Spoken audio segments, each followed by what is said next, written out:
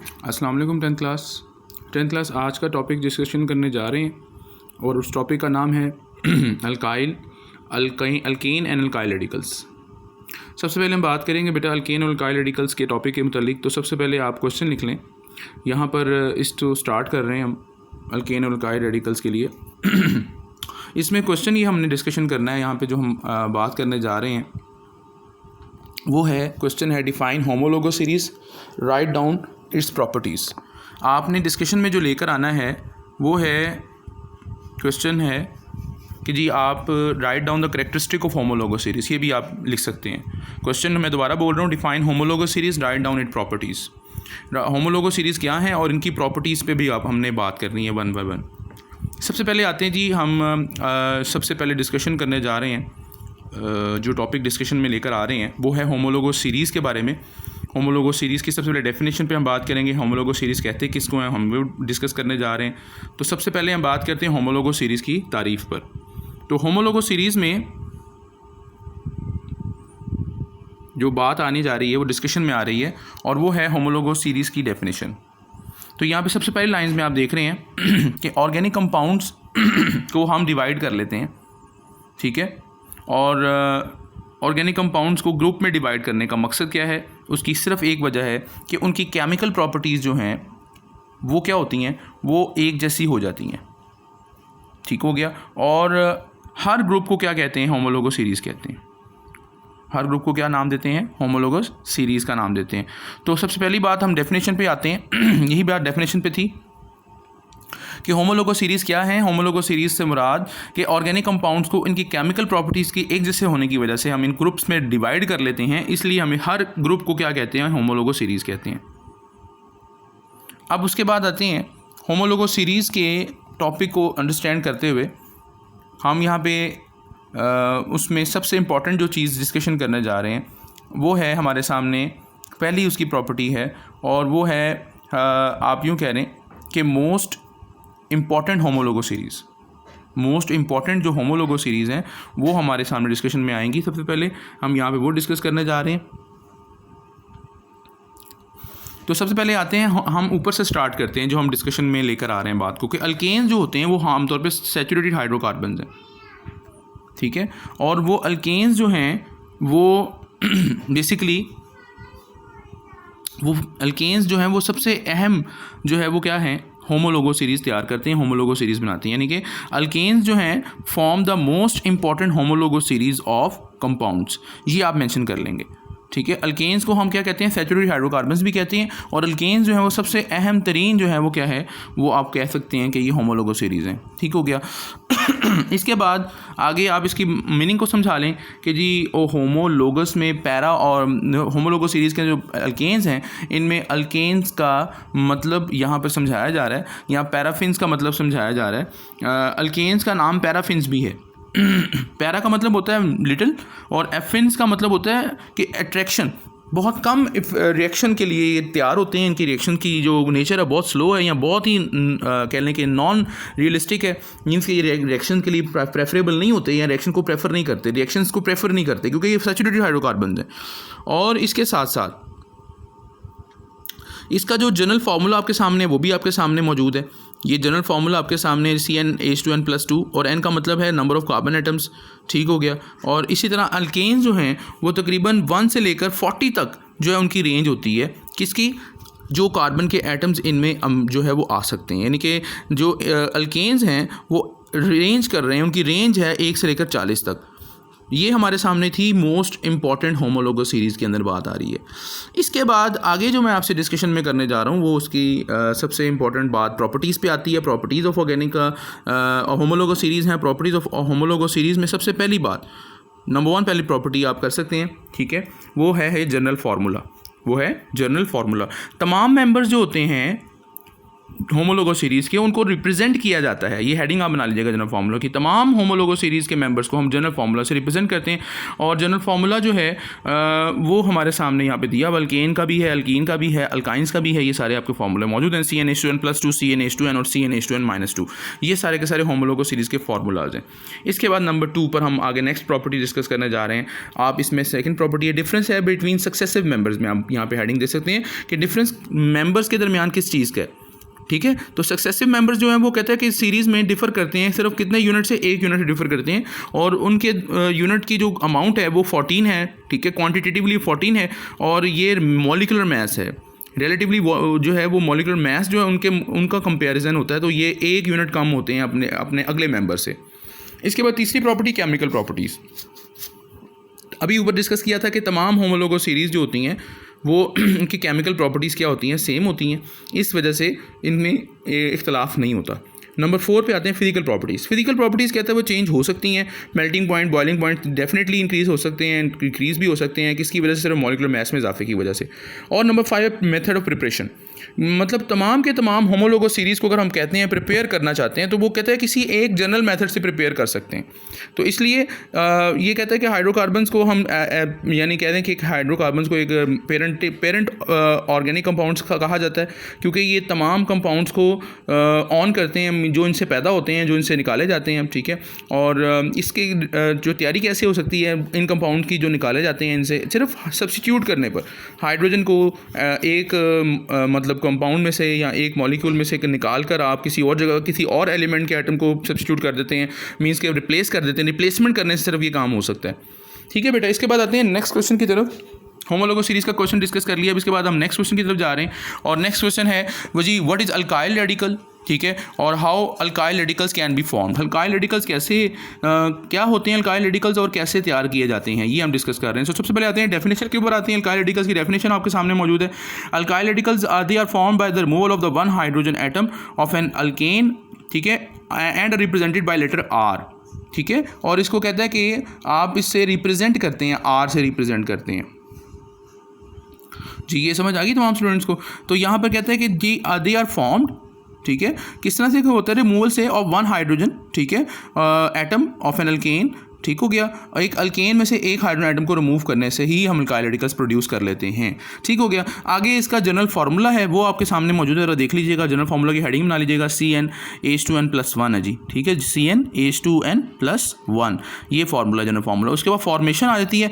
Formation को हम कैसे यहाँ पर रिप्रेजेंट करते हैं, अल्काइल रेडिकल्स कैसे बनाए जाते हैं। ठीक है, अल्काइल रेडिकल्स कहता है जी डेरिवेटिव्स होते हैं अल्केन्स के। ठीक हो गया, यहाँ पे आपको डिस्कशन में लेके आ रहा हूँ मैं। हाँ जी, यहाँ पर कहते हैं कि जी their name is written by the replacing, यहाँ पे आप देख रहे हैं represent first 10 alkane alkyl radical their formula. यहाँ पे आपको ये बात बता रहा हूँ, इसमें मेंशन कर लीजिएगा कि जी ये फॉर्मेशन की बात जब आती है तो अल्काइल रेडिकल्स कैसे जो है वो प्रोड्यूस होते हैं, कैसे बनाए जाते हैं। तो यहाँ पर आपके सामने ये जो है कुछ डिस्कशन करने से पहले मैं आपको ज़रूर यहाँ पे इसमें डिस्कशन में आपको क्लियर कर दूँ कि ये जो अल्काइल रेडिकल्स होते हैं अल्केन से प्रिपेयर्ड होते हैं, और किस तरह से प्रिपेयर होते हैं। हाइड्रोजन एटम को आप क्या करते हैं, रिमूव कर देते हैं तो अल्केन में से, तो उससे क्या हो जाएगा, उससे कहता है कि आप उसको अल्काइल रेडिकल्स को प्रोड्यूस कर सकते हैं। तो आमतौर पर सिर्फ हाइड्रोजन को ही रिप्लेस करने से क्या होगा, वो आप क्या करेंगे, आप इससे अल्काइल रेडिकल्स प्रिपेयर कर लेंगे। ठीक है, यानी डेफिनेशन में ही आप एक्सप्लेन कर सकते हैं। यानी फॉर्मेशन जो है ना इनकी, आप एक तो डेफिनेशन हम डिस्कस कर ली, उसके बाद जनरल फार्मूला आपको बता दिया, उसके बाद आपने इसकी फॉर्मेशन के बारे में बता देना है कि फॉर्मेशन कैसे होती है अल्काइल रेडिकल्स की। ये सिर्फ हाइड्रोजन रिमूव कर दिया जाए तो वो अल्केन से अल्काइल रेडिकल्स बन जाते हैं, और उनको आमतौर पर आर से रिप्रेजेंट करते हैं। ठीक है, अल्काइल रेडिकल्स को कैसे रिप्रेजेंट करते हैं, आर से रिप्रेजेंट करते हैं। इसके बाद आते हैं इनको इनकी जो नेमिंग का नाम है, नेमिंग या नॉमनक्लेचर कह सकते हैं आप इसको, नॉमनक्लेचर। नॉमनक्लेचर क्या मतलब कि naming of the alkyl radicals. कहते हैं कैसे इनको नाम देते हैं, their name is written by replacing, ठीक है, बाय रिप्लेसिंग क्या है, ane of alkane with Y L के साथ आप इसे रिप्लेस कर देते हैं, ठीक है। आगे इसके बाद आते हैं इसकी हमारे सामने अल्काइल रेडिकल्स की एग्जांपल्स हैं। इसमें अल्काइल रेडिकल्स की एग्जांपल आपके सामने मौजूद है, देखिए नीचे वो आपके सामने मीथेन, ईथेन, प्रोपेन, ये सारी एग्जांपल्स आप इसमें मेंशन कर सकते हैं, कोई सी 2 एग्जांपल आप इसमें लिख सकते हैं। अच्छा, इसके बाद आगे मैं आपको जो डिस्कशन में लेकर आ रहा हूँ वो है कि जी आप अल्काइल रेडिकल्स जो होते हैं प्रोपेन के, वो कैसे प्रिपेयर कर सकते हैं। तो इसमें ये प्रोपेन के अल्काइल रेडिकल्स हैं जी, ठीक है। ये आपको डिस्कस किया जा रहा है कि जी it is better to explain the type of radicals, ठीक है, प्रोपेन एंड ब्यूटेन आपको डिस्कस किया जा रहा है। तो पहले alkyl radicals of propane discuss करेंगे, उसके बाद फिर आप यहाँ से जो है नेक्स्ट रेडिकल्स को डिस्कस करेंगे। प्रोपेन के बाद आप ब्यूटेन के लिए डिस्कस कर लेंगे।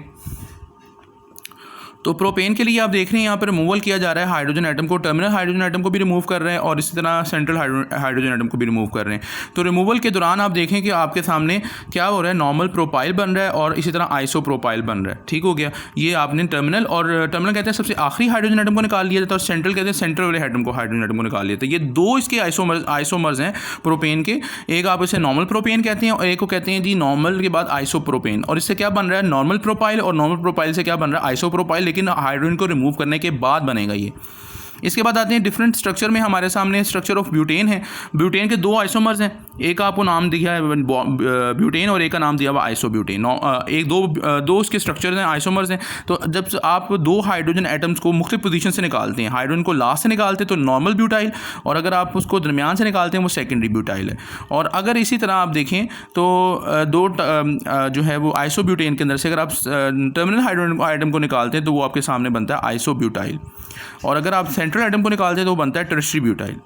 तो ये हमारे सामने इसके जो हमारे सामने आप कह लें कि अल्काइल रेडिकल्स थे प्रोपेन के और ब्यूटेन के, ठीक हो गया। इसके बाद आते हैं नेक्स्ट क्वेश्चन की तरफ, और नेक्स्ट क्वेश्चन भी बहुत आसान है, मुश्किल नहीं है। ये हमारे सामने सिर्फ फंक्शनल ग्रुप है जी, फंक्शनल ग्रुप को आपने एक्सप्लेन करना है। तो क्वेश्चन मैं लिखवा रहा हूँ, लिख लें कि क्वेश्चन आप डिफाइन द फंक्शनल ग्रुप, ठीक है, explain functional groups containing carbon, hydrogen and oxygen with examples.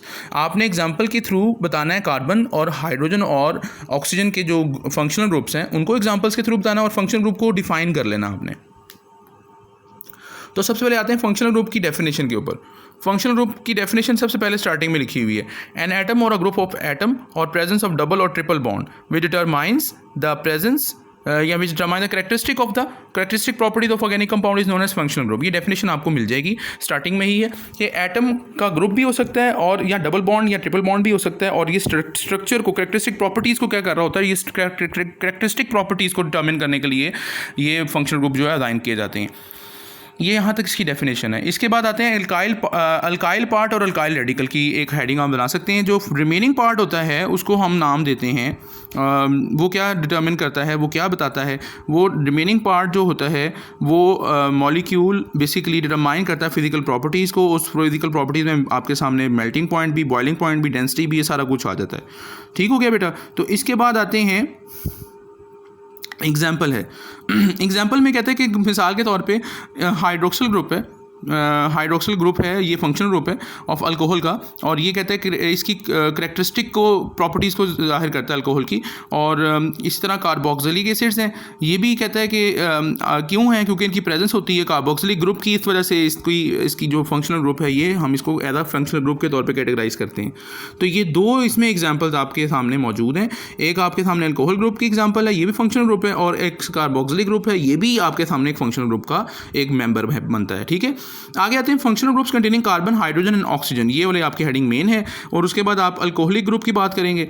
Alcoholic group की बात करने से पहले आप इसको इंट्रोडक्शन में बता देंगे, functional group containing carbon, hydrogen, एक तो यहाँ पे स्टार्टिंग में एक ही लाइन है कि the organic compound containing carbon, hydrogen, ठीक है, and oxygen as functional group are alcohol, ether, aldehyde, ketones, carboxylic group and esters. ये वो तमाम ग्रुप्स हैं, फंक्शनल ग्रुप कह लें, जिनमें कार्बन, हाइड्रोजन और ऑक्सीजन और कार्बन, हाइड्रोजन, ऑक्सीजन शामिल होते हैं। ये फंक्शनल ग्रुप के तौर पे हमारे सामने इनके नाम दे दिए गए हैं। अल्कोहल ग्रुप है, एस्टर ग्रुप है, ईथर ग्रुप है, एल्डिहाइड ग्रुप है, कीटोन्स ग्रुप है, ये सारे के सारे क्या हैं, फंक्शनल ग्रुप में हमारे सामने मौजूद हैं।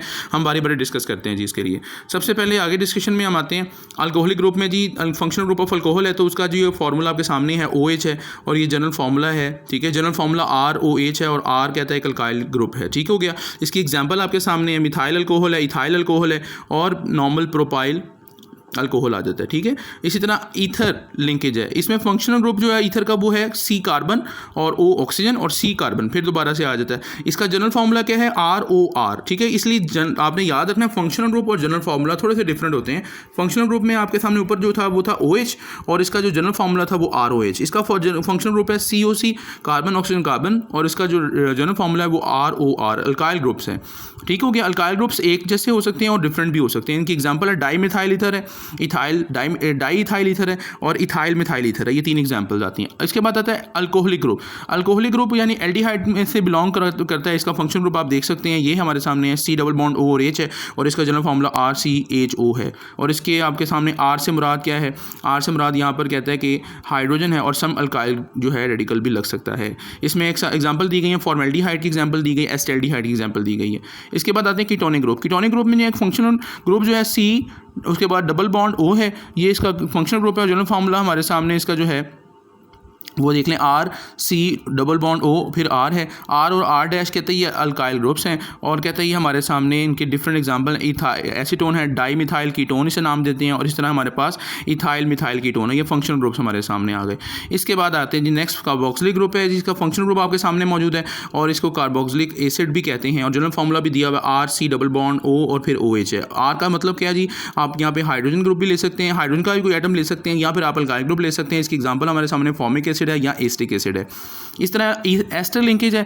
एस्टर लिंकेज में आप सामने देख लें तो यहाँ पे भी कहता है इसका ऑर्गेनिक कंपाउंड में ये इसका जनरल फार्मूला है RCOOR, ये आप इसे फंक्शनल ग्रुप कह लें और इसका जो है इसे हम एस्टर्स भी कहते हैं, ठीक हो गया। और इनका जनरल फार्मूला आपके सामने है, ये आपके सामने RC double bond OOR dash और यहाँ पे R और R डैश जो है वो क्या है, अल्काइल ग्रुप्स हैं और ये सेम भी हो सकते हैं और डिफरेंट भी हो सकते हैं। जैसे मिथाइल एसीटेट आपके सामने है और इस तरह यहाँ पर इथाइल एसीटेट है, तो ये आपके सामने ये मौजूद हैं इसमें आपके सामने जो ग्रुप्स हैं। इसके बाद आते हैं जी कुछ हमारे सामने इसी क्वेश्चन के अंदर ही यहाँ पर आप कह सकते हैं कि ये शामिल किए जा सकते हैं, इस ग्रुप के अंदर हम कह सकते हैं ये इन्वॉल्व हैं।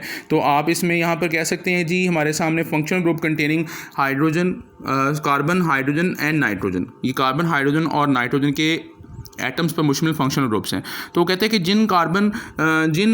कहते हैं कि ऑर्गेनिक कंपाउंड में कार्बन, हाइड्रोजन और नाइट्रोजन के फंक्शनल ग्रुप्स भी पाए जाएं, उन्हें हम एमाइंस कहते हैं। और इसका जो फंक्शनल ग्रुप है वो NH2 है और जनरल फार्मूला है RNH2। ये सारा एक टेबल बनाया हुआ है, आप ज़रा गौर करके अच्छी तरह याद कर लीजिएगा। ये टेबल आप देख रहे हैं 11.4 में, ये सारे फंक्शनल ग्रुप्स हैं और उनकी क्लास का फार्मूला और एग्जाम्पल्स दी गई हैं। यहाँ पे अगर आप नीचे देखें तो ये मैं अभी कंप्लीट कर रहा हूँ इसका क्वेश्चन को, तो इसमें यहाँ पे आपके सामने मिथाइल एमाइन है, डाई मिथाइल एमाइन है और ट्राई मिथाइल एमाइन है। तो ये वो फंक्शनल ग्रुप्स हैं जिनमें कार्बन, हाइड्रोजन और इसके साथ साथ क्या होता है, नाइट्रोजन के जो है एटम्स भी एग्जिस्ट करते हैं। इसके बाद एक और जो आता है फंक्शनल ग्रुप जिसमें कार्बन, हाइड्रोजन और इसके साथ हैलोजन ग्रुप भी होता है। तो वो भी आपके सामने है कि जो कंपाउंड्स, जिनके कंपाउंड में कार्बन, हाइड्रोजन और हैलोजन ग्रुप होता है, उन्हें हम अल्काइल हैलाइड्स कहते हैं। उनका फंक्शनल ग्रुप भी दिया जा रहा है, देख लें आपके सामने RX है, ठीक है। और ये फंक्शनल ग्रुप ये RX है। X क्या हो सकता है, फ्लोरीन, क्लोरीन और ब्रोमीन या आयोडीन, कोई भी हैलोजन हो सकता है। ये जो इनके क्लास नेम है और इनके जो फंक्शनल ग्रुप हैं और ये क्लास फार्मूलाज हैं, ये अच्छी तरह आप देख लीजिएगा। यहाँ पे प्राइमरी, सेकेंडरी और टर्शरी दिया हुआ है, तो ये डिस्कशन आपके सामने यहाँ पर मौजूद है, तो आप इसको अच्छी तरह अंडरस्टैंड कर लीजिए। सारे का सारा फंक्शनल ग्रुप्स ही बनता जा रहा है क्वेश्चन। ये थोड़ा सा लॉन्ग है लेकिन आसान है, मुश्किल नहीं है, ठीक है। तो इसी तरह आपके सामने ये डबल और ट्रिपल बॉन्ड की बात भी आ जाती है। डबल और ट्रिपल बॉन्ड के बारे में भी आप यहाँ पर डिस्कस कर सकते हैं। हेडिंग बना लीजिएगा डबल और ट्रिपल बॉन्ड, और यहाँ पर आपके सामने ये वो हाइड्रोकार्बन जिनमें डबल बॉन्ड होता है उन्हें हम क्या कहते हैं, अल्कीन्स कहते हैं, और जिनमें ट्रिपल बॉन्ड होता है उन्हें कहते हैं अल्काइंस कहते हैं। तो ये आपके सामने इनकी जो है वो आप कह सकते हैं, ये इनका फार्मूला आपके सामने है, इनके एग्जांपल्स हैं, इथीन है, प्रोपीन है, इस तरह इथाइन और प्रोपाइन है। तो ये आपके सामने इनके जो है वो बेसिकली यूँ समझ लें कि इनके फंक्शनल ग्रुप्स हमारे सामने हैं, ठीक है। तो ये क्वेश्चन यहाँ तक हमारा मुकम्मल हो गया है। अब इसको अच्छी तरह आप लोगों ने लर्न करना है। ये आसान क्वेश्चन है, बहुत ही आसान क्वेश्चन है, इजी है, लेकिन थोड़ा सा आप इसको प्रैक्टिस करेंगे तो ये आपको याद भी हो जाएंगे। ये टेबल्स याद कर लीजिएगा, मैंने आपको बताया 11.5 और पीछे 11.4 टेबल है, वो सारा फंक्शनल ग्रुप्स के ऊपर ही है। फंक्शनल ग्रुप्स के साथ जनरल फार्मूलास भी दिए हुए हैं और एग्जाम्पल्स भी दिए हुए हैं। अच्छी तरह आप इसको तैयार कर लीजिएगा। उम्मीद करता हूँ कि इस टॉपिक को आपको समझ आ चुका होगा। अगर मज़ीद मालूमात आप इसमें लेना चाहते हैं तो आप मुझसे रब्ता कर सकते हैं। अस्सलाम वालेकुम।